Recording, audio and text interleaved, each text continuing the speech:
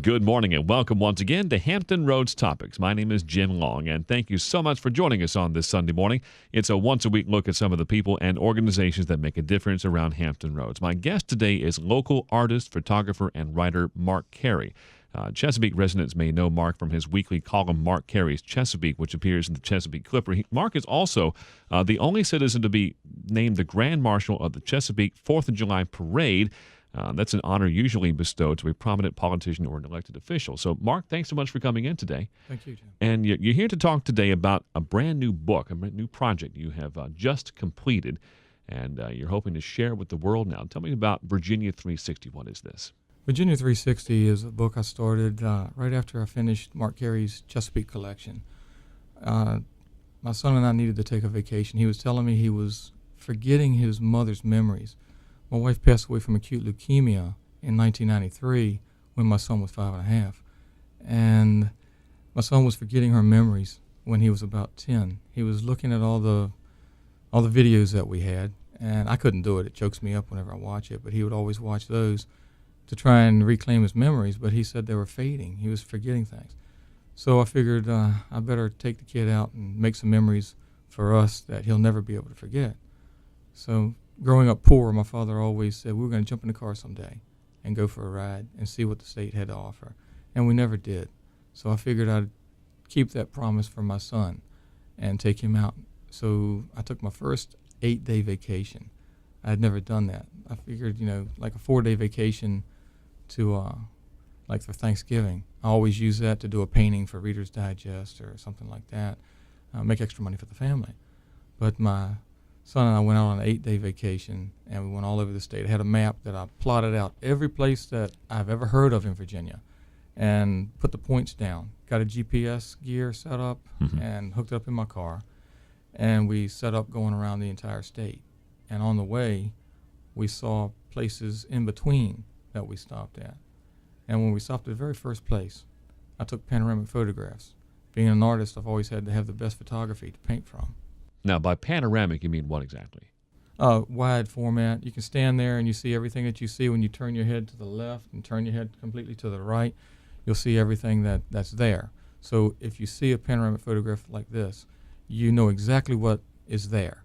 And it can tell you, in many cases, if you want to go there or not. Do you want to spend the time and money and effort to go see this place? Because when you started looking back then for images of Virginia, you saw little tiny photographs. Didn't really have a whole lot to offer. You didn't know if you really wanted to go to that expense to go out of your way to there or not. But after we shot the first shots, my son looked up and he said, Daddy, this will make a great book. And Virginia360 was born. So what year was that you took your first trip, by the way? 1999. 1999. Okay, so it's been, I think you said 6 years since your wife's death at that point. And so you took your first trip with your son. And what sites did you hit that first trip, by the way? Appomattox, okay. And that was, he really wanted to go there. Mm-hmm. So we hit there, Petersburg, and we just started going. Sounds like the Civil War tour is what you were doing. A little bit. It's a little of everything. Virginia is so rich with history, man-made places, and just the natural wonders are amazing that we have in our state. I think it's unlike any place else I've ever been. That's Mark Carey. He is our local artist and photographer and the author. By the way, is that the proper term for this book? A book of photos and text that you have written in historical context about this. It's called Virginia360. Are you the author, the presenter, the creator of this book? What would you call yourself on that? I guess you pretty much pegged it. I'm the jack of all trades here. I've drawn from every ability that I've came across in my life that I've developed to pull it all together. But it's, a lot of people say it's a wonderful coffee table book. And I was speaking at the VEMA conference a couple months ago, and yes, it's a coffee table book, and yes, it's a travel guide. I mean, each page has a GPS address for every site in the book. But, it's really a history book. I have the only daily almanac of Virginia history in existence. I worked early on with the Virginia Historical Society, and they didn't have it. But they gave me a lot of information and how to find information. So that opened the door, and 8 years later, I had it complete. We'll break down what's in the book in a little bit here, Mark, because there's just so much to go over. But let's go over. It's been it's been now 8 years since you first began shooting the photographs Right. for this, and so let's go over what went into picking the subjects for these various photographs. By the way, how many photos were in the book? Just out of curiosity. It was 228 pages, but it's hundreds of photographs. Hundreds of photographs. Okay, so you've already stated that Virginia has such a rich history and so many places to go and see, and all different types of topography and mountains to ocean, that sort of thing. So how did you go about picking what you wanted to shoot for this book? Well, I started out with the most prominent natural wonders and the historical wonders. And as we went through there, it developed. You'd see something, there'd be brochures at every site that you'd go to. And as we looked through it, I'd see the ones that were historical or natural relevant. It had to be having some, relevance to the state, other than just, hey, come and, ride the biggest concrete donkey in the world or something. So this wasn't going to be roadside America, in other words. You were looking for something with significance to it. Right. Yeah. Right. There's a little roadside, but it's what you have here is no matter what page you're on, no matter where you go in the state of Virginia, you're only minutes away from another wonder. And if you are on, say, page 11, if you're only down the road from page 10, 9, and 8. I mean, I've got it drawn out in a straight line, basically, that takes you around the entire state. So you can start at page 1 and go through the entire state tour, and it'll bring you right back close to where you started. But as far as everybody that's in here, they deserve to be in here. Every site that's in here deserves to be in here. I did not charge anybody. It's not a book that you charge per page and try and get money out of. I financed the entire book because these are the pages that should be there. These are the pages that are pertinent to what everybody should know. We learn about our whole nation and how it began from within the pages of this book. And by the way, you have a lot of this presented on the internet. What's the website for that? www.va360.com. va360.com, and you can find out more about Mark's book, Virginia360. I was going through the book just yesterday, Mark, and I was looking at some of my favorite photographs. And I think the one that really sticks out to me, this may surprise you, it's of a tree taken at Lake Drummond in Suffolk. It's a gigantic bald cypress tree. Tell me what went into getting this photograph of this enormous tree, which is essentially sitting by itself in the water. Well, George Ramsey is a diver, and he's working with the Waterways Committee, and he was going and diving down. He was picking up milestone points on the Dismal Swamp Canal. And he had offered to take me out into Lake Drummond. I'd never been there. I wanted to capture it at sunrise, which there's a panoramic of that in there as well. And we came across all of these ancient cypress trees. So the water was a little choppy, but I had my chest waders with me. So I tested the water to see how deep it was, and I could get out, and it was up to my chest. You are talking about the one that's inside of the tree. You can see inside of that tree. Yes. Yeah, there's one of the tree, Right. and then there's one looking up into the tree. Right. And I got out of the boat, and the legs of a cypress tree are like long fingers, and they come down and make like a cage. So I got inside of the tree itself, and you can see the panoramic photograph from the water level. And then as the panoramic photograph turns and looks straight up, you see all the way to the top of the tree. So I was totally encaged inside of the root system of the tree as you're looking at it. It's a pretty wild shot. It is an interesting shot, and it's interesting also from the fact that it's not an historic site necessarily. It's just a tree, but just the way it appears, in stark contrast to everything else around it, it's just by itself. It's a lone sentinel out there in the water, and it's an enormous tree. Can you give me some context as to how tall you thought this thing was, or how old it was? Well, It must have been ancient. hundreds of years old. They're much older than that. They're ancient, and there's only so many of them out there in the middle of Lake Drummond now. But they're beautiful, especially in the fall. They get this real rich red leaf in the fall that I captured in that photograph. I just thought that was amazing. But there's not many of them, and I wanted to give you something as throughout the entire book. You want to see something you've never seen. So when you see the inside of one, how it looks, that's pretty interesting to me, because you could never get that from, you could go on the internet all you wanted. I doubt that anybody would have thought, have a screwed up head enough to think about climbing in there and doing that. Well, exactly right. And Lake Drummond, which is in the middle of the Great Dismal Swamp, is not a place that many people get to go and see, much less go and actually wade into the water and take a spectacular photograph of some of these natural wonders out there. This is true. I had a little bit more wading in there that day than I wanted. We went across the lake to the Suffolk side, and I was shooting photographs over there. My son was in the boat with George and myself, and we got across to the Suffolk side. The boat cut off. The engine stopped working. Something went wrong with the carburetor, and George was taking it apart, trying to get it cleaned up and get it working again. And so anyhow, I decided, well, I guess we better start pulling it back. So I grabbed the rope and started pulling it. Learned the best way that you pull a boat when you're up to your waist in water is to lean back and look at the boat, and then just walk backwards and let your body weight pull the boat. And I pulled the boat 2.5 miles around the outside of Lake Drummond. And as soon as we got back to the mouth of it, where we could, get back to the canals, he got the engine started. Oh. But it was along the way when I was already in the water that I waited out to see how far I could get out, and I got inside of the tree. Oh, he was still working on the engine while I got inside the tree and shot.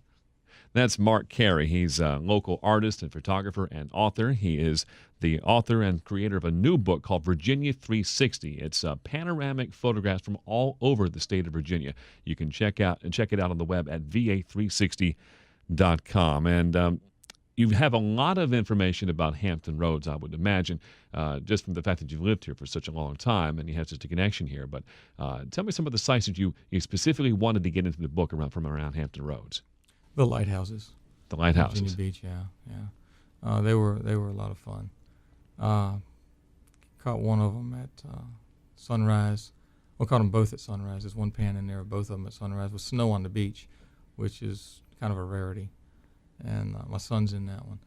And Chester's hiding in there too. Chester the dog. Let's talk about him just a little bit. He is my buddy. He is obvious in several of these photographs in the book Virginia360, but he's not obvious in a lot of them. And are you saying now that Chester the dog? But by the way, he's a Jack Russell Terrier. Jack Russell Terrier. He's in every photograph in the book. He's in every photograph except for the tribute to the Navy in the back of the book, and he's not in any cemetery. Any of the Civil War cemeteries. He's not in any of those. So it's not only a history. Photograph and historical work on Virginia history, but also a Where's Chester kind of book as well. Right. He's a Where's Waldo of Virginia. So it sounds like he was a willing participant in your many travels. Yeah, the first trip that we went on, he came with us. We were at Cascade Falls. Cascade Falls is a beautiful waterfall. My mother lives in Amherst County, not far from there. Yeah, they love it at Virginia Tech. They always go there and hang out. But in the fall, it's just incredible. And the way they have the stairs tiered all the way around it. I picture a woman and a man getting married out there. In the middle, they got a big slab of rock in the middle of the lake, and the falls are falling. Beautiful. But when I got there, we had to run. It said it was a 45-minute hike.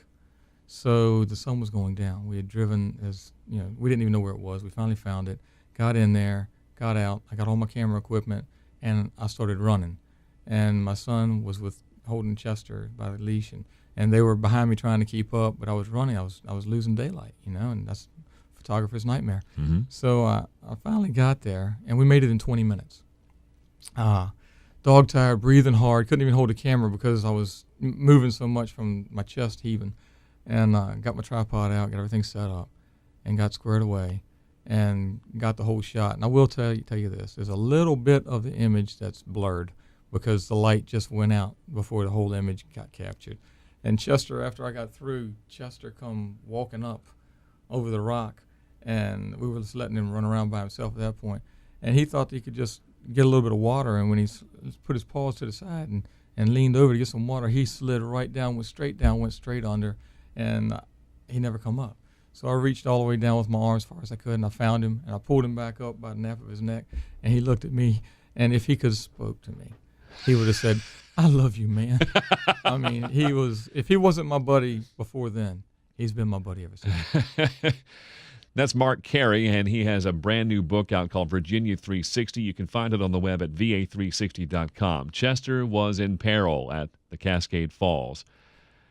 Did you experience anything like that yourself? Did you put yourself at any risk at all to get some of these pictures, especially, I imagine, up in the mountainous areas of Virginia? Yes, definitely. I caught a lot of grief from my son over that as well. One of the trips we went to Great Falls, as a matter of fact. The rock. Oh, Great Falls up in the D.C. area, Potomac area? Exactly. Okay. You're looking across from Virginia, and you see Maryland on the other side. You can see 200 people in the photograph. They're real small in the photograph, but you can see them way over there, and they're about 200 feet from the water, down, to the water. And it's the same on the Virginia side. And so I slid out on the rock. I went out of the containment zone. They have all the signs posted, do not, do not, do not. And I did. And you did. I did. Hard-headed. I played like I couldn't read, because, hey, I spelled my name wrong, So at any rate, I went out, told my son to stay up in the containment zone. I went out, had my camera equipment strapped on me, and I started sliding down the rock face. I saw this knob sticking out. It looked like a kind of a turtle head lifting up. So I went down to that. I figured I'd sit there on top of that and be able to put my feet on some rocks down there below that. When I slid down there and I got straddled over top of this rock, and I looked down, there was nothing below me. 200-foot drop straight down to cragged rocks below. And I sat there for 20 minutes trying to get squared away. And by the time I got my shot and tried to get up, my legs were numb because it was cutting into the arteries on each side.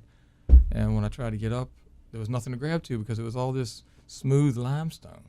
And so I actually spit on my hands and slapped my hands back and then tried to work like a turtle and flap myself back.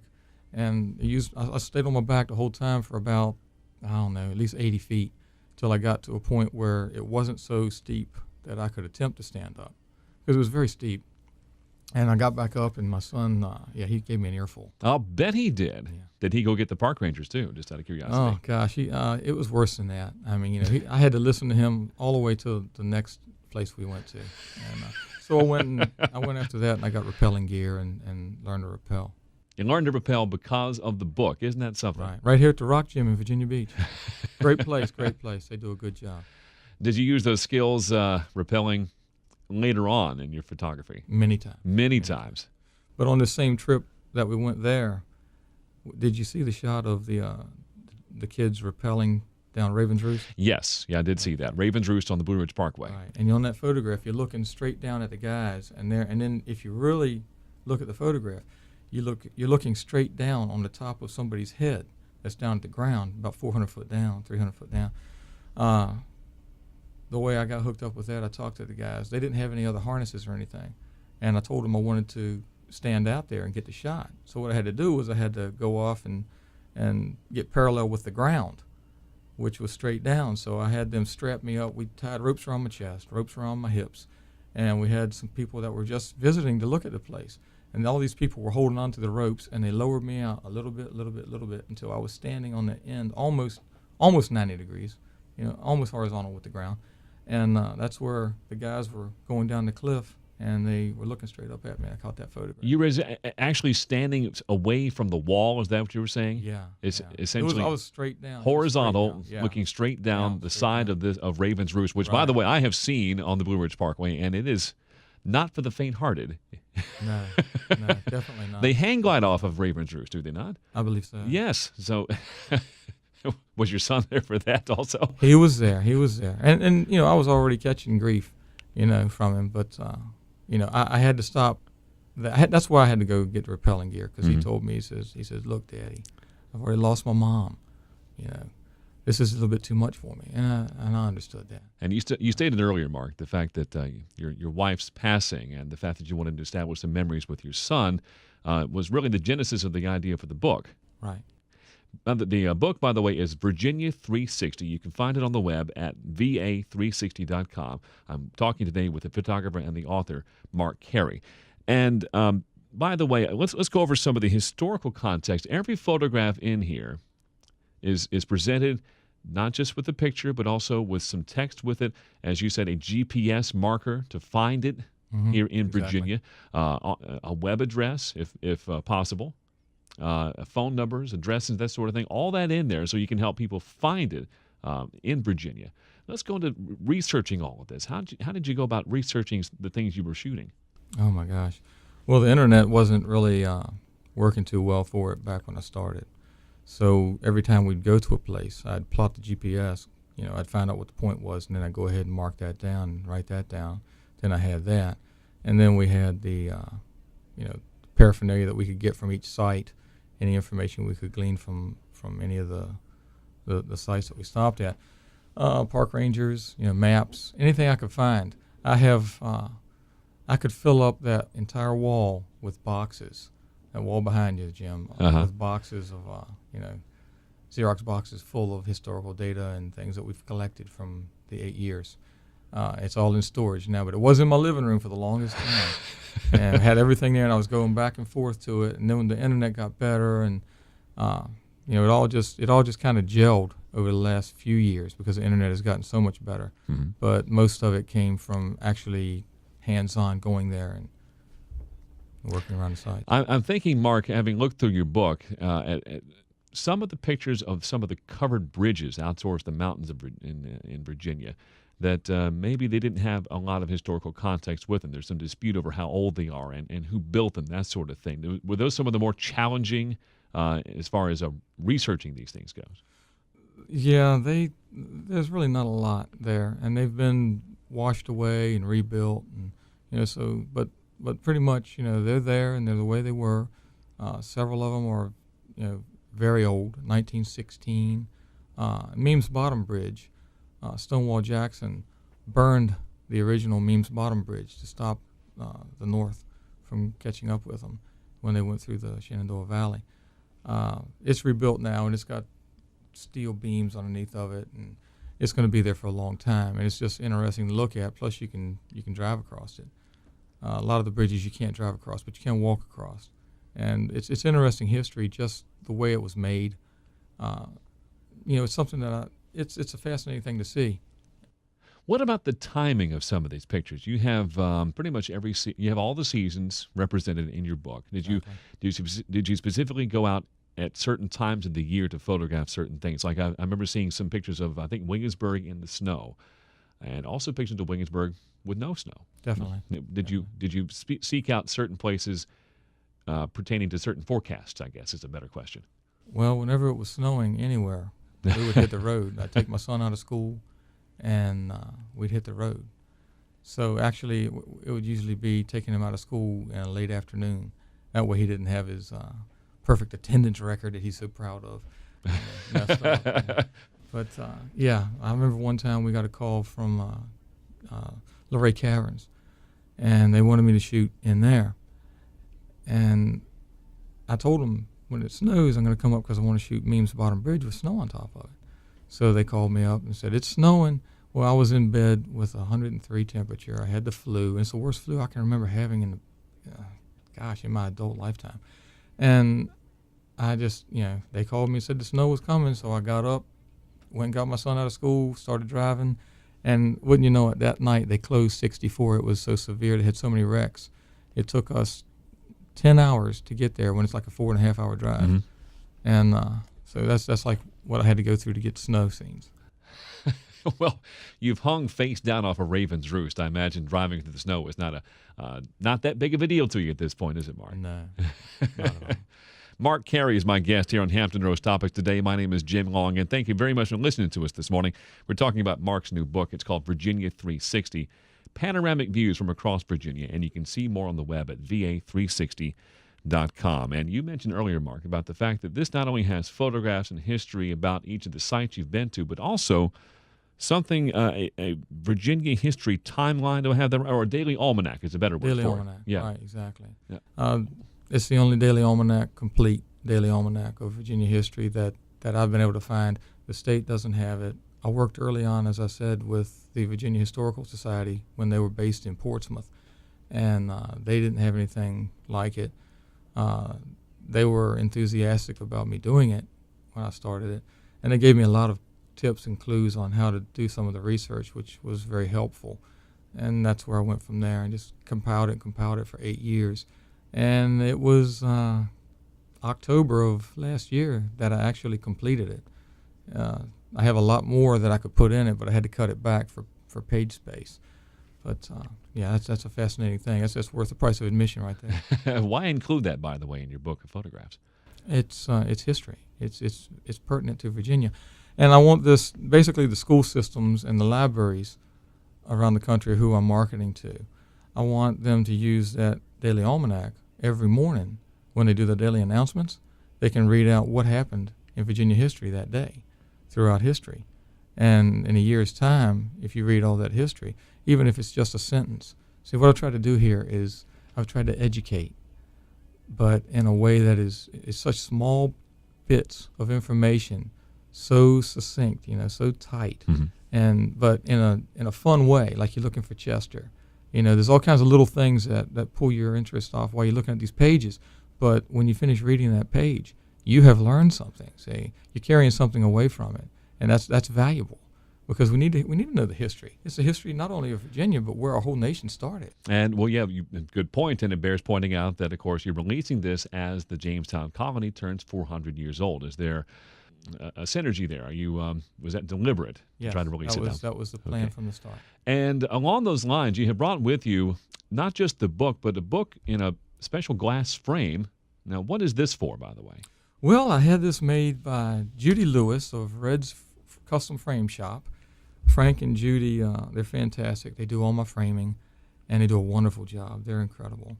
And she put this together for me. I said I needed something special. I want to try and get a copy to the governor and have him be able to present one to the president and to Queen Elizabeth. Not aiming high, are you?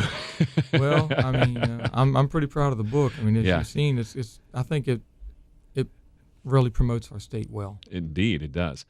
So where does that stand now, by the way, Mark? It stands where I have 3 of these cases with 3 books inside of it, and I was never able to get up with the governor's office. He's been very busy. Okay. And I wasn't able to get through with him and get it to him. I would have loved to have had it happen, but. Well, it sounds like it's a work in progress. Yes. That you're still trying to work with the governor's office at this point. Yes, I would like to. If you're out there listening, give me a call, please. That's Mark Carey. He's from Chesapeake, and he's the author and photographer behind this fabulous book, Virginia360. Check it out on the web at va360.com. And by the way, where can you get the book, Mark? If you really wanted to purchase one for yourself, where could you get it? From me. From you? Yes. Off of the website. Mm-hmm. Actually, I'll be doing book signings, and there are a few places that you can get it. You can get it at the Barnes & Noble, William and Mary bookstore, Barnes & Noble in Williamsburg, and you can get it at Jamestown. At Jamestown. At Jamestown. So, it surprises me then you have... In Yorktown. And in Yorktown. And you have an acceptance in Jamestown and Yorktown, and it surprised me then that the governor's office has picked up on it better. Well, he's a very busy man. There's a lot, and Virginia Tech with the terrible stuff that happened there, it's been busy, and he's had his hands full. And I understand this. But whenever he gets a moment, I would love to present him with this. We have about a minute left to go on the program, so let's recap once again. We've been talking today with Mark Carey here on Hampton Roads Topics today, and he is the author and photographer and developer of a brand new book called Virginia360. It's about 2 feet long, about a foot wide, just filled with photographs from all across Virginia, ranging from Hampton Roads all the way down towards where Virginia meets up with Kentucky and Tennessee. You can actually see 3 states at once. 3 states at once. You can see the Cumberland Gap where they went to the west. And this is the result of, I think you said 7 years of work. 8 years of work. And now it's available for you to look at and to purchase. And in fact, you may, as Mark said, you may find your kids referencing it as far as historical facts go, because it also includes a daily almanac. Well, that's going to wrap it up. That's all the time we have for today. Once again, let me thank my guest once again, Mark Carey. And the book is Virginia360. The website is www.va360.com. Mark, thanks so much for coming in today. It's been a pleasure. Thank you so much. And good luck with presenting the book. Thank you. My name is Jim Long, and thank you very much for listening to Hampton Roads Topics today. I'll see you here on the radio next Sunday morning.